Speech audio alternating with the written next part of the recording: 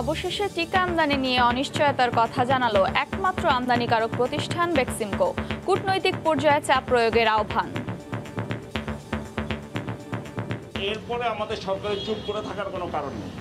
আমাদের সরকার ইমিডিয়েটলি ওদেরকে স্পষ্ট ভাষায় বলা উচিত যেটা আমাদের ভ্যাকসিন আমরা আগে অ্যাডভান্স টাকা দিয়ে কিনেছি, এইটা আমাকে দিতেই হবে এবং আমাকে ডিউ টাইমে দিতে হবে। বসে নেই সরকার। তাদের দেশের ডিমান্ড এত বেড়েছে, আর শুধু বেড়েছে বল ডিমান্ড না, পলিটিক্যাল অপিনিয়ন এত স্ট্রং হয়েছে যে তারা ভ্যাকসিন কোথাও দিতে পারতেছে। বাংলাদেশের জন্য নতুন হুমকি ভারতীয় ভ্যারিয়েন্ট, সীমান্ত বন্ধ রাখার পরামর্শ। যেহেতু বাংলাদেশের সঙ্গে ভারতের যোগাযোগ অনেক বেশি, লক্ষ লক্ষ লোক যায়, সুতরাং বাই দিস নাম্বার অনলি এটা একটা বড় ঝুঁকি। দেখছিলেন প্রধান শিরোনাম, দুপুরের সময় সঙ্গে আছি আমি আফরোজা মৌটুসী। এবার অন্যান্য শীর্ষ সংবাদ। ফুসফুসের সংক্রমণ, চোখের সমস্যা, স্মৃতিশক্তি কমা সহ নানা জটিলতায় ভুগছেন করোনা জয়ীরা। শুরুতেই চিকিৎসা না নিলে রয়েছে মৃত্যু ঝুঁকিও। পদ্মা সেতু চলাচল উপযোগী করতে লকডাউনেও 3 শিফটে চলছে কর্মযজ্ঞ। বর্ষার পরই সেতুর ওপর পিচ ঢালাই শুরু, এগিয়ে চলছে নদী শাসনের কাজও। এবং মুঠোফোনের নম্বর ঠিক রেখে অপারেটর পাল্টে গ্রাহক আটকে রাখার দিন শেষ। কোনো অজুহাতে বাতিল করা যাবে না এমএনপি সেবার আবেদন। ব্যবসায় গতি ফেরার আশা।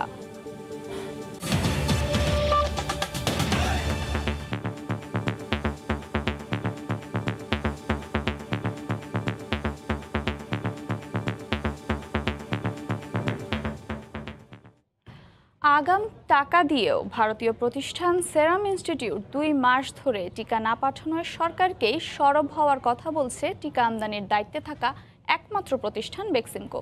টিকা কবে মিলবে জানা নেই স্বীকার করে প্রতিষ্ঠান প্রধান নাজমুল হাসান পাপন জানালেন, সবার দ্বিতীয় ডোজ নিশ্চিত করাই এখন সংশয়।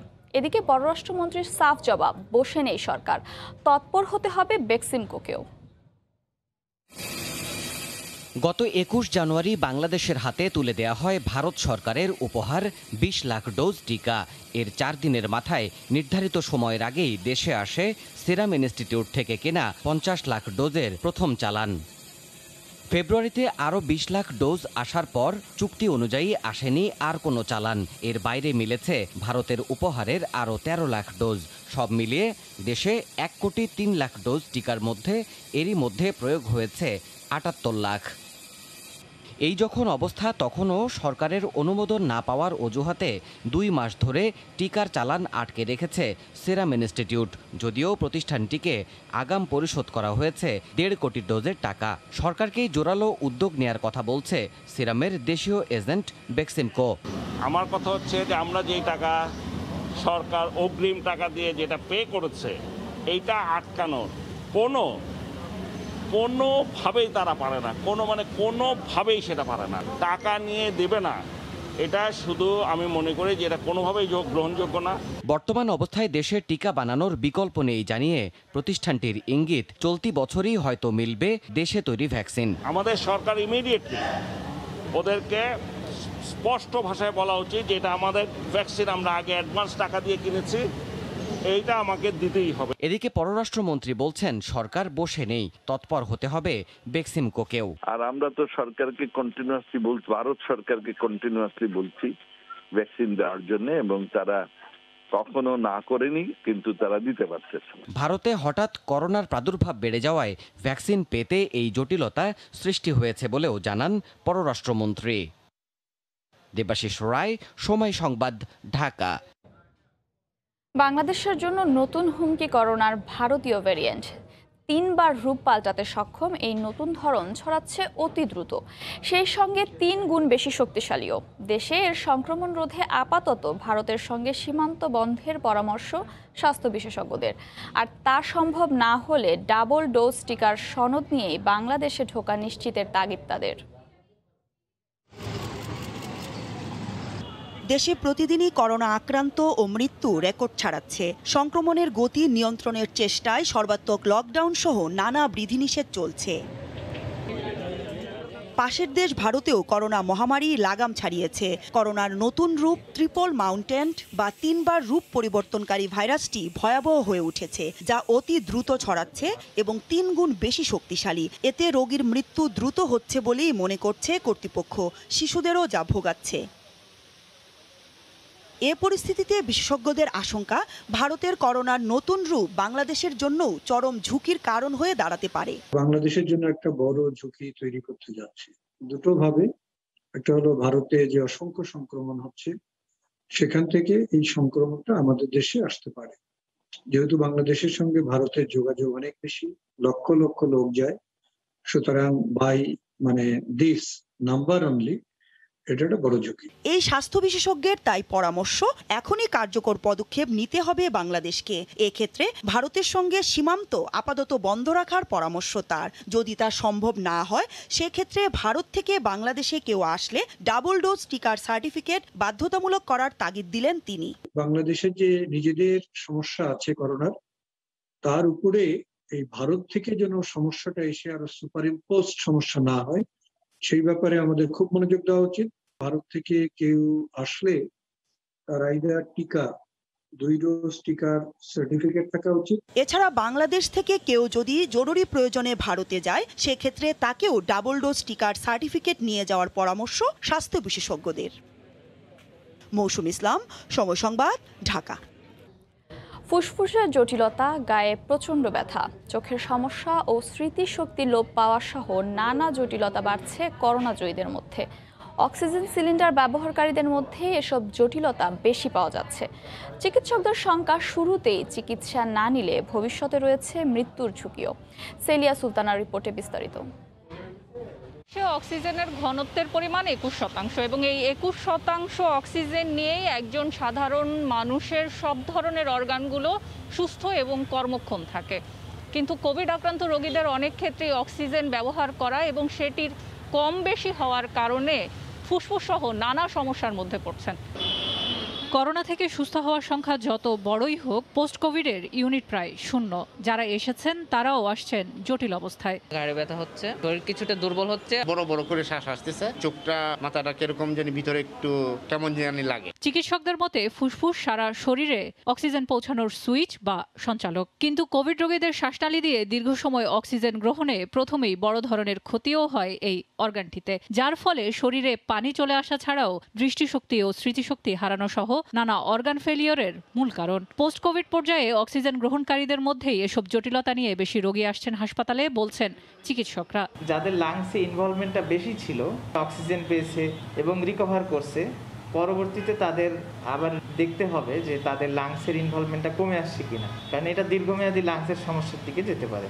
চিকিৎসকরা বলছেন শুধু বেশি মাত্রায় অক্সিজেন গ্রহণই নয়, অপ্রতুল মাত্রায় অক্সিজেন গ্রহণকারীদের নিয়ে শঙ্কা আরও বেশি। কিডনি ফেলিওর হয়, হার্ট ফেলিওর হয়, ব্রেন কাজ করতে পারে না, চোখ কাজ করতে পারে না, লিভার কাজ করতে পারে না, ইন্টেস্টাইন কার্যক্ষমতা হারিয়ে ফেলে। এছাড়া পোস্ট কোভিডের যে কোনো লক্ষণে ঘরোয়া চিকিৎসা না করার উপর জোর দেন তারা।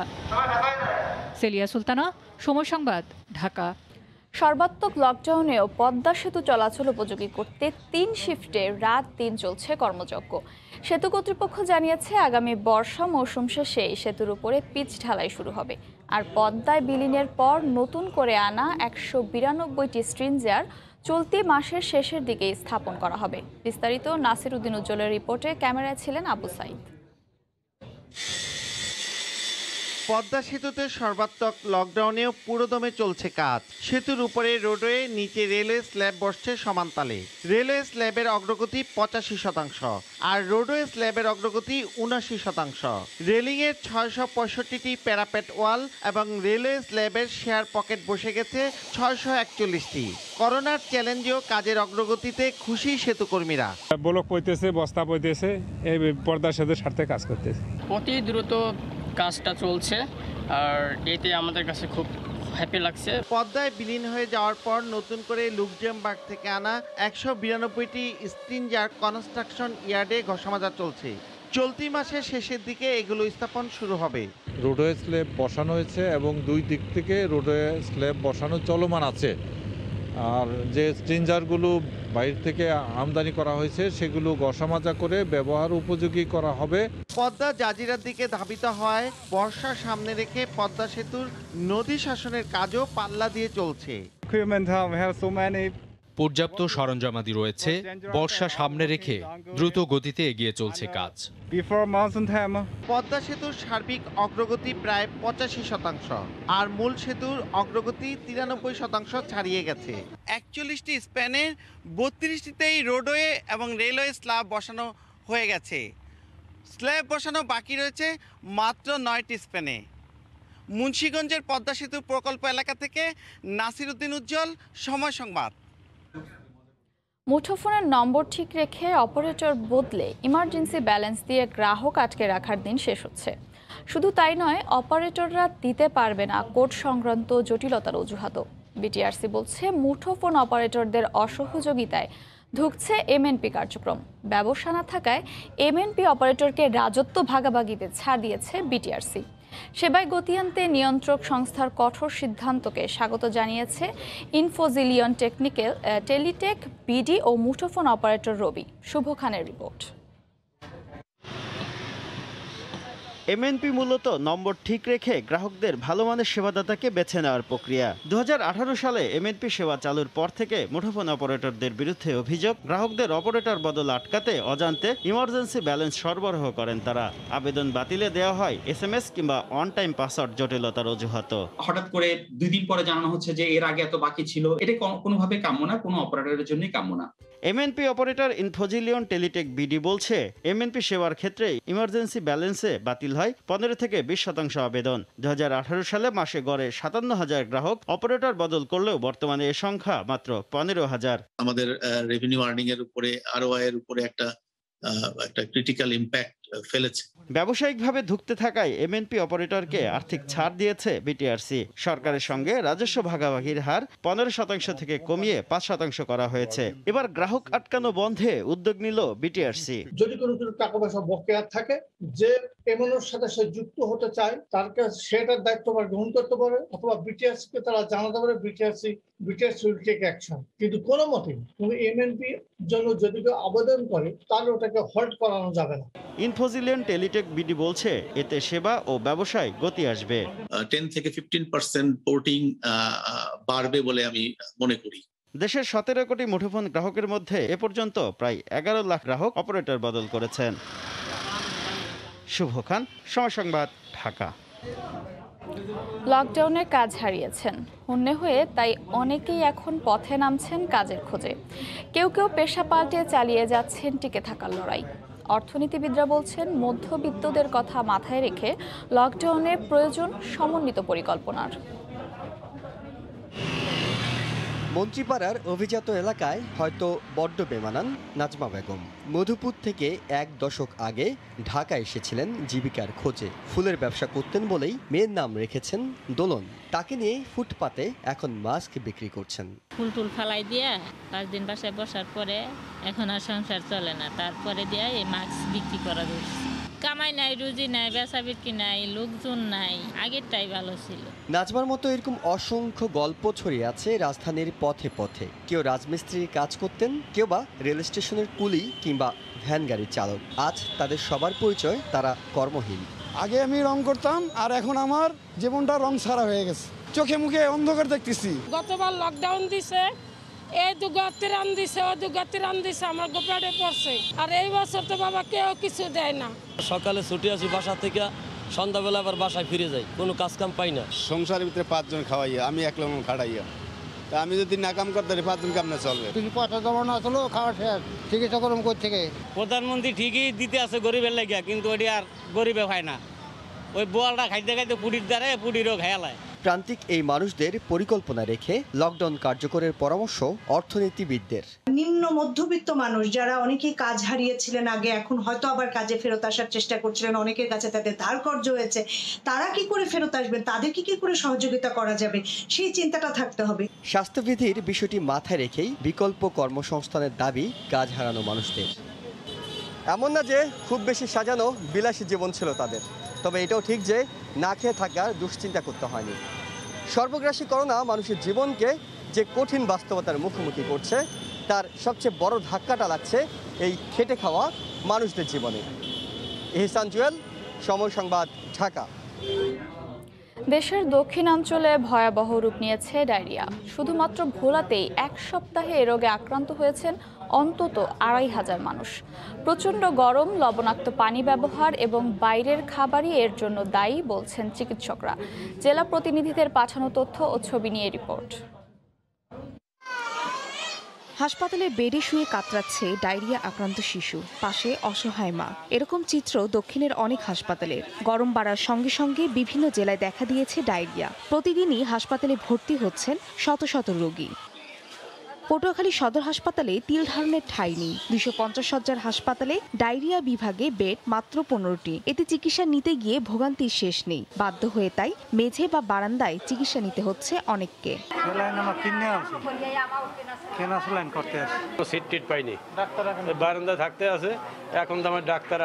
শনিবার সকাল পর্যন্ত ২৪ ঘন্টায় ভোলা সদর হাসপাতালে ৩৭৮ জন ডায়রিয়া রোগী ভর্তি হয়েছেন। ধারণ ক্ষমতার চেয়ে বেশি রোগী থাকায় হিমশিম খাচ্ছেন স্বাস্থ্যকর্মীরা। অবশ্য আক্রান্তদের চিকিৎসা সেবা নিশ্চিত করতে ৭৬টি মেডিকেল টিম গঠনের কথা জানায় জেলা স্বাস্থ্য বিভাগ। স্যালাইন দেওয়ার পরে আবার পাতলা পায়খানা বমি হয়েছে, এখন আবার স্যালাইন দিছে। একটা স্যালাইন দিয়ে আর ধারে ভাড়া কেউ আইয়ে না, ডাক্তার কিছু নেই। তবে মাগুরায় কিছুটা কমেছে ডায়রিয়ায় আক্রান্তের সংখ্যা। সদর সহ অন্যান্য হাসপাতালেও চিকিৎসাধীনদের অবস্থা আগের চেয়ে ভালো। ফাহরিয়া ফারজানা, সময় সংবাদ। 999-এ ফোন পেয়ে চট্টগ্রামের নবজাতকের প্রাণ বাঁচালো পুলিশ। নগরের জিইসি মোড় এলাকায় টঙের দোকানের পাশে মাঝরাতে পড়ে থাকা মেয়ে শিশুটিকে উদ্ধার করে ভর্তি করা হয় চট্টগ্রাম মেডিকেলে। বর্তমানে শিশুটির অবস্থা আশঙ্কামুক্ত বলে জানিয়েছেন চিকিৎসক। বিস্তারিত জানাচ্ছেন পার্থ প্রতিম বিশ্বাস। রাত তখন ১:৩০। চট্টগ্রাম নগরীর ওয়াসার মোড় এলাকায় টং দোকানের পাশ থেকে হঠাৎ কান্নার শব্দ শোনা যাচ্ছিল। সেই পথ দিয়ে হেঁটে যাওয়া সিটি কর্পোরেশন কর্মকর্তা মামুন নামে এক ব্যক্তি সাদা কাপড়ে মোড়ানো কন্যা নবজাতককে টঙের দোকানের পাশে পড়ে থাকতে দেখেন। 999-এ ফোন দেওয়া হলে দ্রুত ঘটনাস্থলে যায় পুলিশ। তাদের সহায়তায় চট্টগ্রাম মেডিকেলে ভর্তি করা হয় শিশুটিকে। প্রিমিয়ার ইউনিভার্সিটির সামনে একটা টং দোকান আছে, ওটার একটা চেয়ার ছিল, চেয়ারের উপর দেখি বাচ্চাটা একটা সাদা কাপড় মোড়ানো পড়ে আছে। কোনো তো আমরা 8 মিনিটের মধ্যে ওখানে গিয়ে উপস্থিত হই, ওই নবজাতক রেস্কিউ করি এবং আমাদের ওসি স্যারকে জানাই। চিকিৎসক ও নার্সদের পরম মমতায় ও যত্নে সুস্থ হয়ে উঠছে নবজাতকটি। ওজন কিছুটা কম থাকলেও 2 দিন আগে নবজাতকটির জন্ম হয়েছে বলে জানিয়েছেন চিকিৎসক। এই 32 22 গ্রাম ওজন মানে বাচ্চা পেটে কম বাড়ছে, তার বাড়তিটা কম ছিল। এখন বাচ্চার অবস্থা মোটামুটি আছে, মোটামুটি রিজনেবল আছে, যে না ভালো না খারাপ, মাঝামাঝি অবস্থায় আছে। পুরোপুরি সুস্থ হওয়ার পর আইনগত পদ্ধতি অনুসরণ করেই নবজাতক কন্যাটিকে দত্তক দেওয়া হবে বলে জানিয়েছে পুলিশ। বাচ্চার কোনো আত্মীয়স্বজনের সংবাদ আমরা এখনো পাইনি, আর বাচ্চাটা আইনগত প্রক্রিয়া অনুসরণ করেই কাউকে হ্যান্ডওভার করতে হবে। সেক্ষেত্রে বিজ্ঞ আদালত এবং আমাদের সিনিয়র অফিসারদের কিছু নির্দেশনা থাকে। 2017 সালের 20 ফেব্রুয়ারি রাতে কর্নেলহাট এলাকার একটি ডাস্টবিন থেকে কুড়িয়ে পাওয়া নবজাতক 21কে উদ্ধার ও সেবা পরবর্তী কার্যক্রমে প্রশংসিত হয়েছিলেন পুলিশ কর্মকর্তা আলমগীর। পার্থ প্রতিম বিশ্বাস, সময় সংবাদ, চট্টগ্রাম।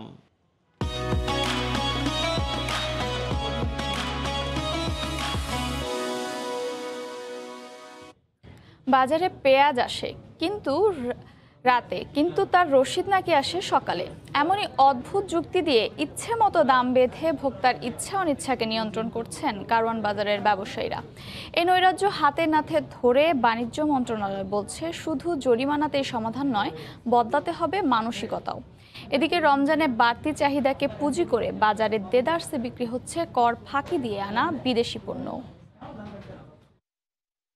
এই জিনিসটা আপনার পুরোপুরি ট্যাক্স ফাঁকি দিয়ে আসছে।